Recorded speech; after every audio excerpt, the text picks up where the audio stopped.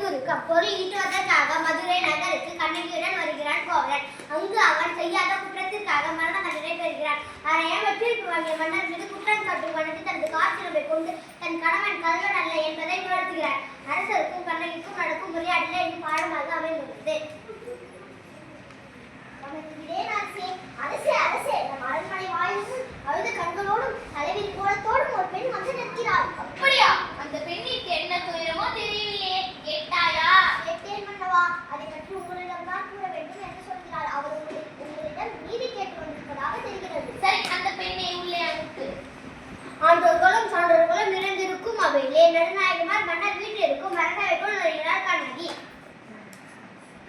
இளங்கடி போன்ற பெண்ணே, நீ யார்? அழுத கண்களோடு எம்மை காண வந்ததற்கு காரணம் என்ன? உனக்கு என்ன வேண்டும்? ஆராயாத நீதி வழங்கிய மன்னரே, என்னையா யார் என்று கேட்கிறாய்? சொல்கிறேன் கேள். உலகம் வியக்கும் ஒரு மன்னர் புறாவுக்காக தனது உடலையே தந்த சிபி மன்னனை பற்றி நீ அறிவாயா?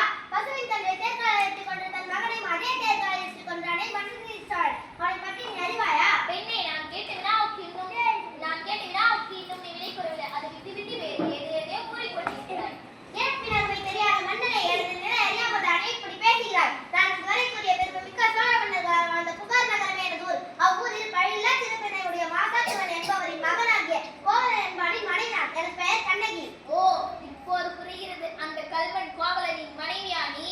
போகும் மன்னா, என் கணவனை இகழ்வதற்கு உனக்கு என்ன தகுதி இருக்கிறது? பூவிடை பயனால் உனது ஊருக்கு வந்து எனது காலத்துல போய் விற்க வந்த என் கணவனை அநியாயமாக கொன்று விட்டாயே, நீ செய்தது தகுமா? பெண்ணே, கல்வனை கொள்வது கொடுங்கோல் என்று அஃது ஏற்புடையதே அஃது அறநெறியும் ஆகும். இது அனைவரும் அறிவார்களே, தெரியாதா என்ன? அறநெறி தவறிய மன்னனே, தவறிந்தவர்களை தண்டித்தால் அறம் என்பதை நானும் அறிவேன். ஆனால் நீ கூறுவது போல என் கணவன் கல்வன் அல்ல. அவனிடம் இருந்த சிலம்பு அரசிற்குரிய சிலம்பன்று. அதன் நிறை சிலம்பு இதோ என்னிடம் உள்ளது. பெண்ணே, நீ சொல்வது உண்மை என்று அரசிக்குரிய சிலம்பு வரல் முத்துக்களால் ஆனது. ஆன்றால் நிறைந்த இந்த அவைதனிலே உண்மையை உணர்த்துகிறேன். யார் அங்கே? கோவலனிடம் இருந்து கைப்பற்றிய சிலம்பை கொண்டு வா. சிலம்பு பெற்ற மன்னன் அதை கண்ணகியிடம் கொடுக்கிறார். பெண்ணே, இதோ உன் கணவனிடம் இருந்து கைப்பற்றிய சிலம்பு. ஒரு தவறும் செய்யாத என்று போற்றப்படும் மன்னனே, ஒரு தவறும் செய்யாத என் கணவனை கொண்டது உனது அறநெறிக்கு இழுக்கு. இங்கே பார், இதோ மெய்ப்பிக்கிறேன். கண்ணகி சிலம்பை தரையில் போட்டு ஒழிக்கிறார். அதிலிருந்து மாணிக்கக்கல் ஒன்று அரசின் முகத்தில் பட்டு தெரிந்து விழுகிறது. ஆ, தவறு எடுத்து விட்டேனே. பிறர் சொல் கேட்டு பெரும் பிழை செய்தேனே. யானோ அரசன், யானே கல்வன். இதுவரை என் குலத்தில் எவரும் செய்யாத பழி சொல்லி காலாகி விட்டேனே. இனிமேலும் யான் உயிரோடு இருந்தது தகுமா?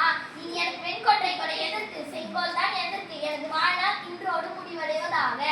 பாண்டிய மன்னர் தன் வழங்கிய தவறான தீர்ப்பால் உண்டான பழிச்சொலுக்கு அஞ்சி அரியணையில் தரையின் மீது இதற்கு விழுந்து படுக்கிறார்.